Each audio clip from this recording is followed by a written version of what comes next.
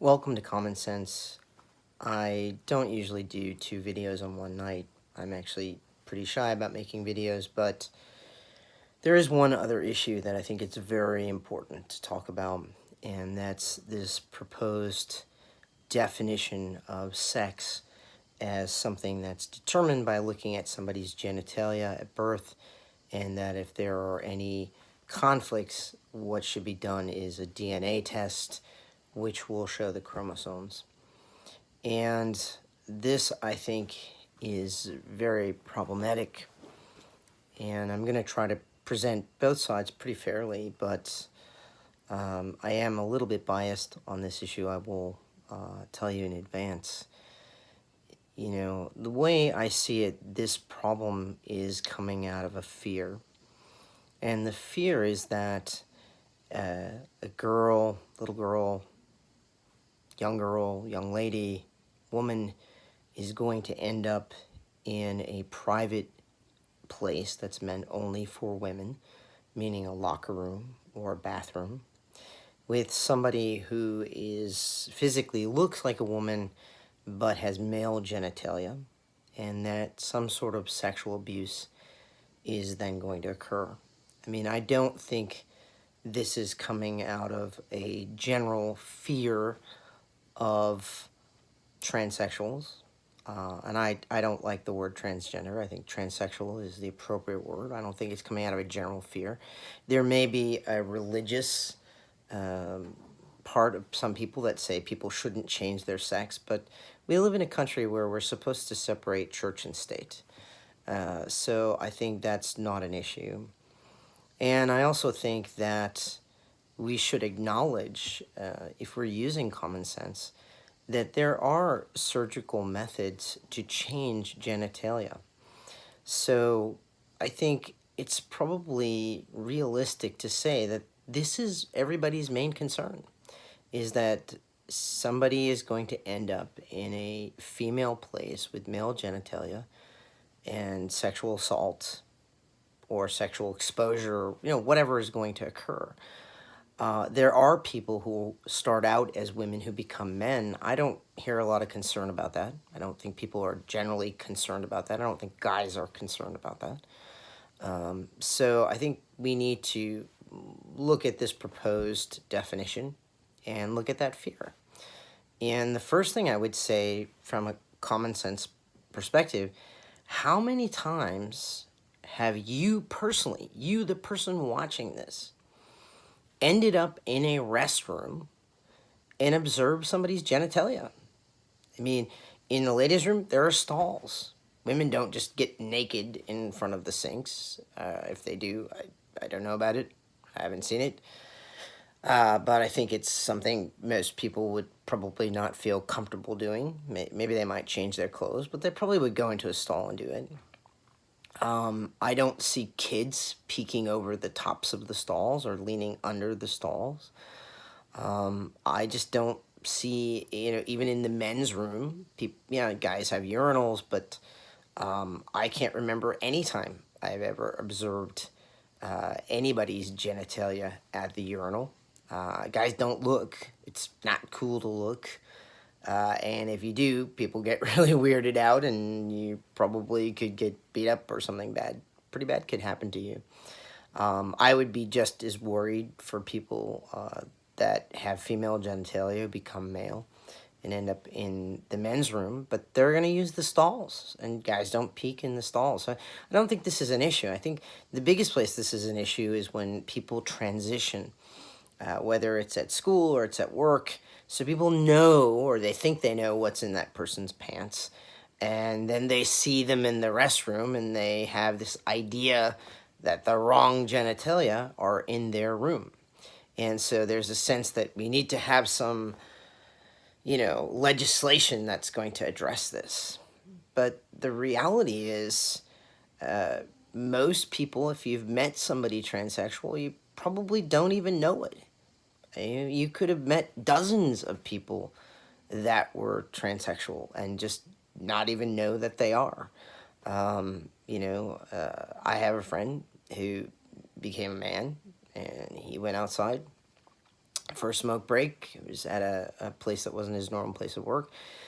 And a woman came out and apropos of nothing on his part, just started saying, well, if they do this bathroom law, I'm going to pull my kids out of school because I don't want my kids to be raped. And went on and on and on about this topic and had no idea that she was talking to exactly somebody that she was afraid of. You know, the whole point of having a sex change is to change your sex and become the other gender. So this argument that there's only two genders or whatever, I mean, yes, there's a whole other section of people who feel they don't identify as either one, and that makes people uncomfortable. I don't really want to address that. Do those people have a right to identify that way? Sure, I think they have a right. I don't personally believe in that. I believe you are one or the other. But I do believe that science can change a person from one to the other.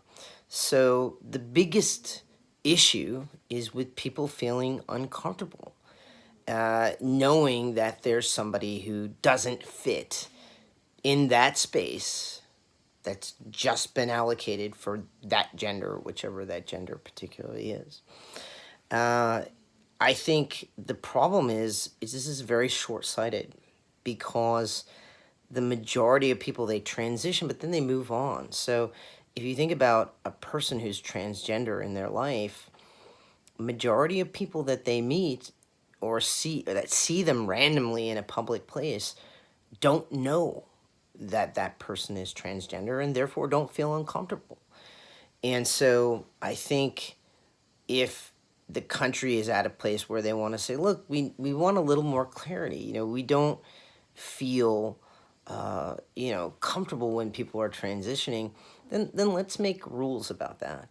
Let's say that, prior to having had hormonal or surgical reassignment, then you can't use the bathroom that you identify with. You have to use a gender-neutral bathroom. The kids can go to the teacher's bathroom or whatever. Once a person starts hormones, let's say it's a man becoming a woman, they're essentially going to end up chemically castrated. I mean, they're taking a lot of estrogen. There's not testosterone there. They're not likely to be raping anybody. I mean, unless you want to extrapolate and say, well, there are lesbians who might rape people, but that's not something people are concerned about. People aren't saying, well, lesbians might go into ladies' room and they could rape people. Let's keep the lesbians out of the ladies' room. Let's keep the gay man out of the men's room. And then, that's just a whole kettle of fish. But if you define it the way that this proposed legislation is going to define it, now you're basically requiring people who have had surgical reassignment. So somebody that has a penis. I mean, I don't want to offend anybody with my language, but that's male genitalia. They have a penis. Maybe they have a beard like me, and you're going to require them to go into the ladies' room. Or you're going to take somebody who has breasts, who has a vagina, because it is possible to create alternate genitalia. You can start out with one set of genitalia and have another one, and require those people to go into the men's room. What are the odds they're going to be raped? If every man is a rapist. I mean, that's part of this fear, really presumes that every single man is a rapist. Or maybe the argument is not every single man is a rapist, but that anybody who would change their sex is also sexual deviant. Well, gender identity has nothing to do with sexuality. There are people that change their gender and they become straight and they become gay. I mean, it's really all over the place, because those are two separate topics, which I think a lot of people don't understand. And so in their arguments I've seen, what if people want to become giraffe? That's not realistic. We're talking specifically about gender. So to me, from a common sense standpoint, if the biggest issue is that somebody with the wrong genitalia is going to end up in a space reserved for people with other genitalia, then we're really not doing the right thing here, because we may protect a small number of school children from feeling uncomfortable. I mean, people that are transgender are not a super huge part of the population. We're just getting a lot of news about this, but it's not like in every school there's a kid that's transgender. I mean, that's not the case. So we're saying to make sure that a small percentage of parents and school children should not be uncomfortable. Let's make a large percentage of society super uncomfortable. And I think that really defeats the purpose.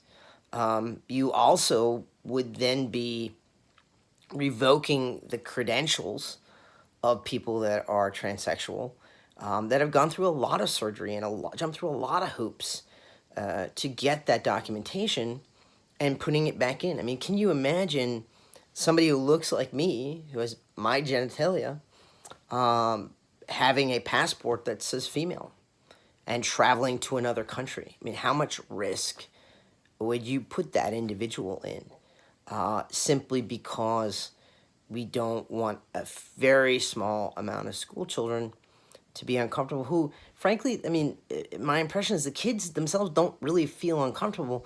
It's the adults around them. And so, once they grow up, they're going to slip into the mainstream population in the gender they identify with. And then those people aren't even going to notice them. They're just going to fade into the woodwork.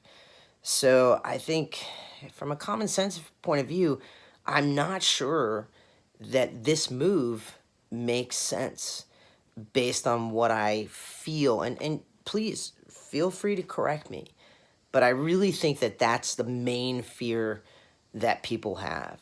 Other than the people who just think it's simply not natural, it shouldn't be allowed to be done. But then that's a religious argument. That's your personal view, which has nothing to do with science. I mean, I don't think we should mix church and state, because that's not the country that we live in.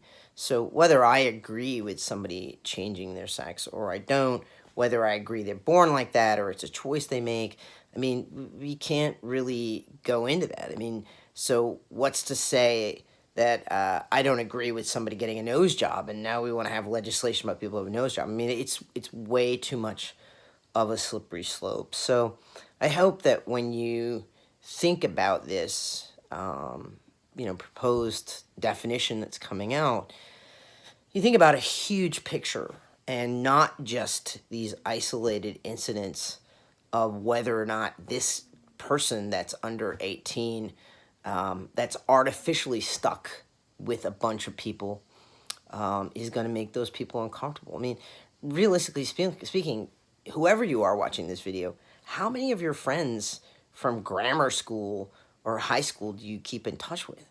I mean, that's a totally artificial world. Once we get into the real world, we pick and choose who we associate with, and we don't have to associate with anybody who makes us uncomfortable. And if somebody walks into a room, as long as they sort of look like they belong in that room, we generally don't get involved with them. I mean, I'd have to really look up how many rapes occur in restrooms, but there's nothing to prevent somebody who's not transgender from dressing up as a member of the opposite sex and performing rape. So, the inability for me to walk in the ladies' room, that's a social convention, right? And women, I'll go in there and women will be like, no, you're in the wrong room, get out. And there'd be a big hue and cry, and I would get arrested, right? So I don't see that as an issue. I don't think if we're really going to apply common sense to this issue, that should be particularly a factor. That to me, the really thing that eating people is this concept that there might be sexual abuse towards minors. And I think that's very easy to fix. We simply define, what does it mean? What do we need? Kids, if the kid's 5, 6, 7, they don't have sexual urges. In the likelihood they will have deviant sexual urges that they will act upon in a restroom, I think, is very small. I think that doesn't make sense just based on my experience of restrooms. I just think we don't show each other our genitalia in public. Locker rooms might be a different issue, and that's fine. I'm totally in favor with that. I think if that's the rule, that they should use a gender-neutral place, like a family bathroom or family locker room or the teacher's locker room, whatever the solution is, I think that that's reasonable. I think that that does pass the test of common sense. But defining everybody as whatever their genitalia are at birth or whatever their chromosomes say really ignores the fact that it is possible for the medical community to come in and change these things. And I think the majority of people that are very uncomfortable with people that are transsexual would actually not be very happy with the fallout from this. So I hope I've provided you with some insight. This is a rather longer video, but that's just how I see it. I think if we apply common sense to this, the best thing to do is to narrow it down to what are the situations that we're actually concerned with as a society, and find a reasonable solution that neither mixes people's religious or personal opinions with what are really legal issues, and certainly not come up with a legal issue that's going to put a great many people into situations of discomfort because there does exist the medical possibility of a surgical sex change. So thank you so much for listening. This was a very long video. I think probably people dodged out halfway through. Should never go over 8 minutes. This is 16 minutes. But if you stuck with me, thank you so much. I appreciate your attention, and I hope I've been helpful to you.